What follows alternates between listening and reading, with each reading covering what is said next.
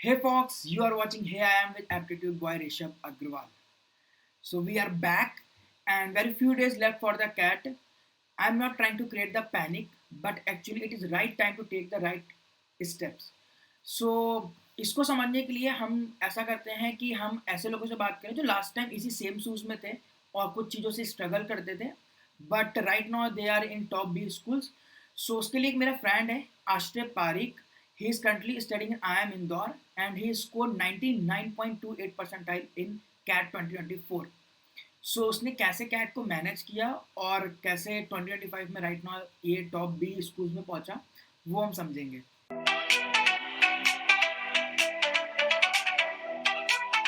हाय आश्रय. Hello, Rishabh. Okay, so let's begin with your journey and a bit about your profile. So, my name is Ashray Parikh. Hello, everyone. So, I am from Vadodara and I have done my schooling from Navrachana itself in Vadodara. My background is BTech in Computer Engineering from Charusat University in Anand. And I have graduated in May 2025 itself. Currently, first year PGP student at IIM Indore. Oh, great. So when did you think about the cat and start the preparation of it? So, I decided to go for CAT 2024 in the end of August or say the first week of September. So, in the last 3 months or something. Okay, मतलब last 3 month में ही तुमने सोचा कि cat के लिए prep करते हैं और Yes. ओके. सो मतलब लास्ट 3 मंथ में ऐसा तुमने सोचा और क्या क्या मटेरियल यूज किया या कैसे प्रिपेयर किया? सो मटेरियल्स के लिए ये था, पहले तो मैं एक प्रीवियस ईयर की बुक ले ली थी, द प्रीवियस 30-40 ईयर्स वाली जो बुक रहती है. दूसरा मैंने मॉक्स परचेस कर लिए थे, the SimCATs from IMS. And third यही था कि मेरे पास एक स्टडी मॉड्यूल्स पड़ी हुई थी. सो मैं my main source of preparation was mocks because since मेरे पास बहुत लिमिटेड टाइम था, it wasn't possible for me to go through every chapter in the module very comprehensively. तो जब भी प्रैक्टिस रहता है, जो टेम्परामेंट बिल्ड होता है वो सारा मॉक्स से ही होता है. So that was my main source of preparation. So मतलब तुमने पूरा कैट प्रेप लास्ट 3 मंथ में किया है और बेसिकली मॉक से ही उस पैटर्न को समझ करके किया है, not from the regular books and all, right? Yes. Oh, great. कि तुम्हारे जो सेक्शंस थे उसमें सबसे अच्छा सेक्शन तुमने कौन सा स्कोर किया और कौन सा सेक्शन था जिसमें थोड़ा स्ट्रगल करना पड़ा? ठीक है, सो कौन सा था वो सेक्शन? सो मेरे हाईएस्ट स्कोरिंग सेक्शन वर्बल था. मेरे 99.32 परसेंटाइल थे. 44 मार्क्स के अराउंड कुछ थे मेरे कैट 2024 में स्केलिंग के बाद. एंड आर एंड यू मैं आर यू आर इंजीनियर? ठीक है, हाँ, have you I am done an with your engineer. Engineering, right? लोगों को लगता होगा कि क्वांट में हाईएस्ट है, जबकि it's not the case for me at least. So तुमने कहीं ना कहीं मिथ ब्रेक किया है बिकॉज मोस्टली लोग ऐसा मानते हैं कि अगर इंजीनियर है तो वर्बल तो अच्छा नहीं होगा, पर उल्टा हुआ है. तो ऐसा तुमने कौन से ज़्यादा स्कोर किया है वर्बल में. सो directly come on the verbal section कि कैसे तुमने वर्बल को इतना अच्छा किया. पहले से बहुत अच्छी रीडिंग स्किल्स डेवलप कर रखी है समथिंग, कैसे?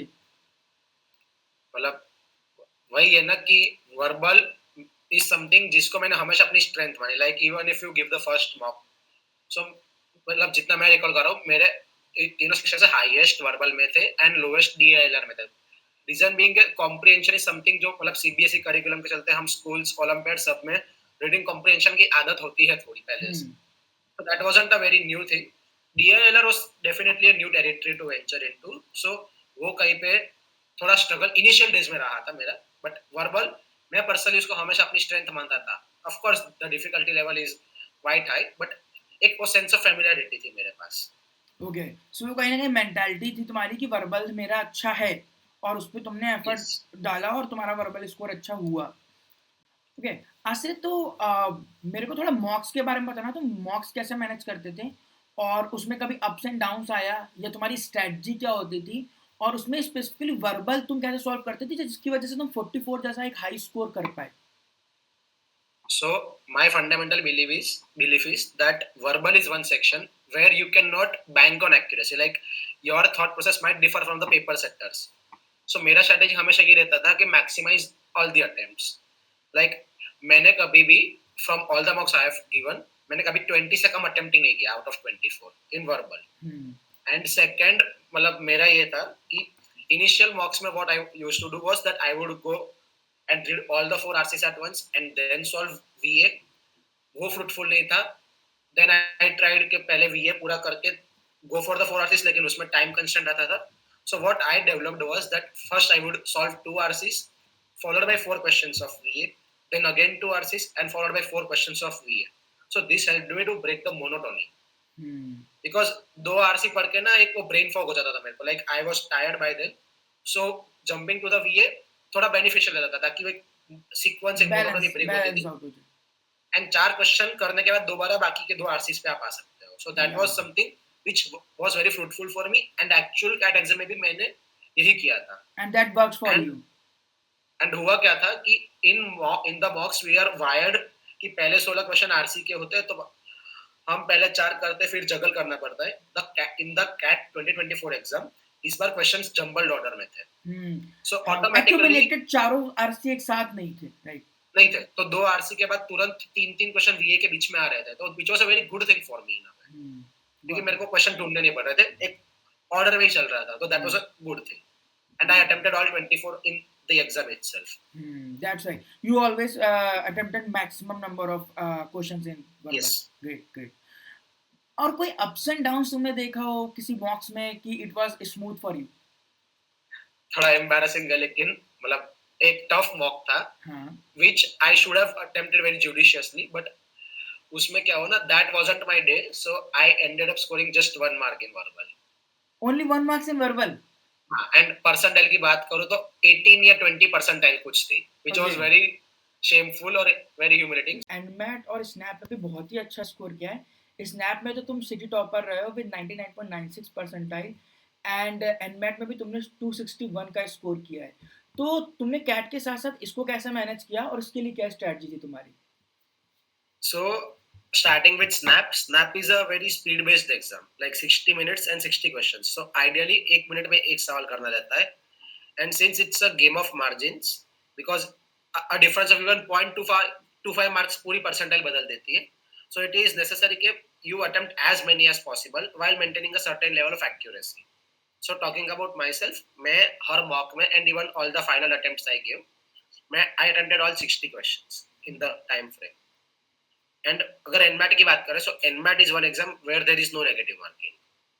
So it is a no-brainer to attempt all the questions, and in fact you need to manage time in NMAT, because अगर आप end के questions नहीं कर पाते हो ना, तो penalty चढ़ती है overall score पे.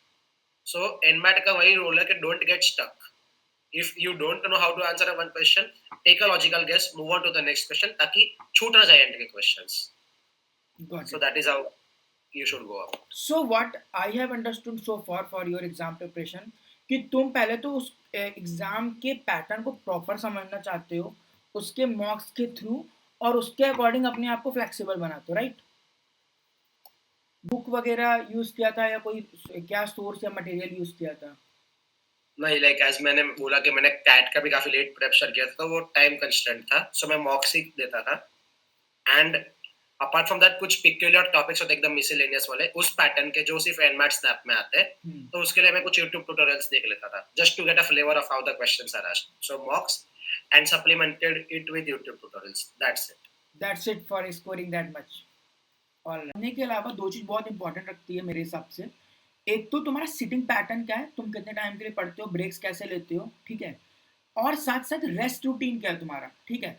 उन ब्रेक्स में तुम क्या कर रहे हो, मतलब ठीक है, लाइक रील्स स्क्रॉल कर रहे हो, मूवीज देख रहे हो, क्या कर रहे हो, क्योंकि फिर बैक टू द स्टडी आना थोड़ा डिफिकल्ट हो जाता है अगर तुम्हारा रेस्ट रूटीन अच्छा नहीं होता है. उस पर थोड़ा तुम्हारी हैबिट्स क्या है वो बताना. सो मतलब सिंस डे टाइम पे मेरा कॉलेज रहता था, सो मैं शाम को या मतलब आई से लेट नाइट्स में 4-5 घंटा ऐसा डेडिकेटेडली पढ़ता था. So you require grit first of all. मतलब if you want to crack CAT और any exam you need grit, you need to give some time, but in particular दूसरा ये रहता है कि just to distress myself और अपने आप को फिजिकली एंड मेंटली फिट रखने के लिए मैं क्रिकेट खेला करता था अपने फ्रेंड्स के साथ in society. So that was a stress buster for me. And मेरा रेस्ट पैटर्न ये था कि if I am giving a 2 hours walk, so after that I'll take a 20-30 minutes break and कुछ sitcom वगैरह देख लूंगा, and after that I'll start the analysis for an hour or so. तो ऐसे करके 3-4 घंटे का एक प्रेप होता है अच्छे से पूरे दिन में. So मतलब तुम मॉक्स के बाद 10-15 मिनट का ब्रेक लियो और फिर उसी टाइम पे एनालाइज करते थे, अगले दिन और अगले दिन के लिए नहीं छोड़ते थे? नहीं, because the questions how you have attempted, मतलब आप रफ वर्क करते हैं, सो वो फ्रेश है आपके माइंड में how you approach that question. Exactly. तो मेरा यही मानना है कि if you look at the solutions and analyse at that time, वो एकदम फ्रेशली रजिस्टर होता है आपके गॉट दिमाग it. It will save you time ना. अगर तुम इसको बहुत में. बाद में करोगे तो फिर वो तुम क्वेश्चन ब्लर हो जाएंगे और उसको एनालिसिस में टाइम ज्यादा लगेगा. उतने टाइम में तुम एक एक्स्ट्रा मॉक देकर के कुछ और चीज समझ सकते हो, वो टाइम सेव होगा. करेक्ट. ऑलराइट. और apart from it like books, movies या समथिंग, कुछ ऐसा करते थे कि just step by step cricket. मैं कभी सिटकॉम्स वगैरह देख लेता था ब्रेक में. मूवीज आई लाइक नहीं, मतलब जो न्यू मूवीज होती है तो मैं वंस इन कभी सिनेमा में भी जाता था कभी. एंड पर उस टाइम पे शायद थोड़ा रिड्यूस किया तुमने ऐसा. हाँ, थोड़ा कम करना पड़ता है definitely. Like success demands sacrifice at the end. Great तो ग्रेट आइडिया राजी. सो थोड़ा कट करो. I am not telling to give up on life, but हाँ, for that moment you can at least know where to stop. करते हैं इस discussion को. सो थोड़ा सा मेरे को मतलब जो भी एस्पिरेंट प्रिपेयर कर रहे हैं कैट के लिए, उनके लिए लास्ट मैसेज क्या होगा तुम्हारे साइड से? इनफैक्ट लाइक दो चीजें कहना चाहूंगा. द फर्स्ट थिंग जो मेरा ऑब्जर्वेशन है या फिर आप कंक्लूजन ही कह लीजिए, I strongly believe that CAT is not an exam of your talent but rather of your temperament. How you perform in those 2 hours is what matters the most. And second, ये जो पूरी journey है like मॉक्स, CAT, interviews, मतलब they have taught me humility. So even if you give mocks, कुछ scores high रहेंगे, कुछ low रहेंगे. So don't take failures by heart and don't let success get to your head. Alright, That's all. That's great one. कि बहुत ही chill mode में preparation करना है, बहुत ज़्यादा उस चीज़ का स्ट्रेस नहीं लेना है, राइट. और ये पूरा टेम्परामेंट का गेम है.